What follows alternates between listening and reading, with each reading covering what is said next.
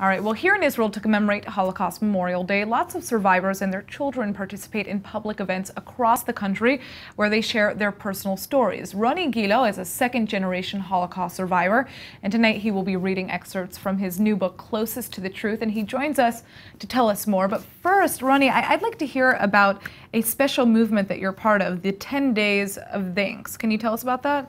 Yeah, but there's an opening statement I would like to say that what are we doing really? We are restoring the dignity of those 6 million people, the dignity that was stripped out of them and was really taken out from them, and we are putting them back to life in a way, in those little stories that we are each telling.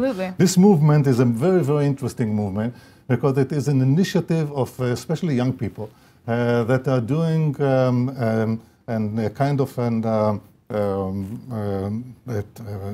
event that is ongoing every year for 10 days between Yom HaShoah, the Holocaust Day, and Yom Ha'atzmaut, the Independence Day.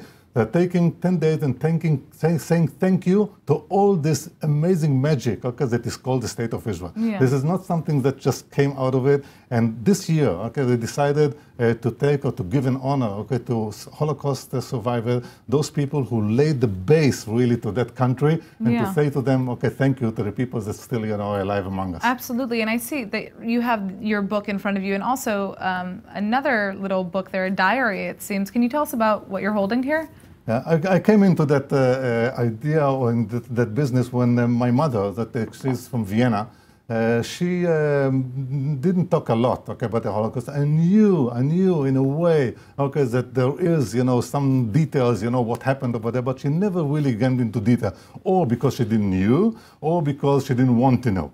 And when she died, she just left this diary.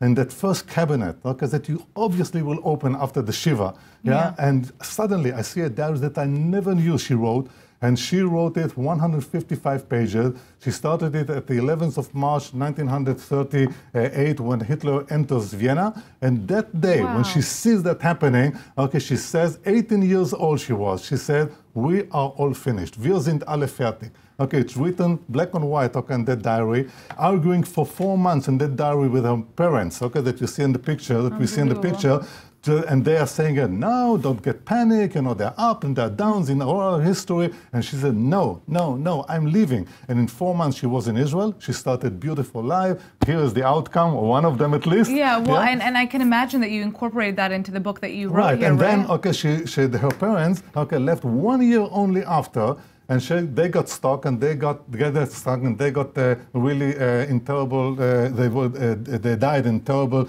conditions. And I found out this whole details by all the a whole bunch of letters that she corresponded with her parents up to the last moment. And by that, I made a research. It took me about 5 years to research. I went to all the places, and it is really, really sad. What happened over there? But this is the fact. But it's important to tell these stories. And tonight you're going to be reading excerpts, and I wish that you could tell us more about it right now, but unfortunately we have to move on to our next story. Thank you so much for joining us. The most important thing is just the love that I got from my mother to just continue on, to really remember the story, but the most important thing to continue on. That's what we're doing in Israel. Well, everybody should read your book, and obviously I'm going to try to come and hear you myself tonight. Thank you. Thanks for joining us, Roni. Thank you very much. Appreciate it.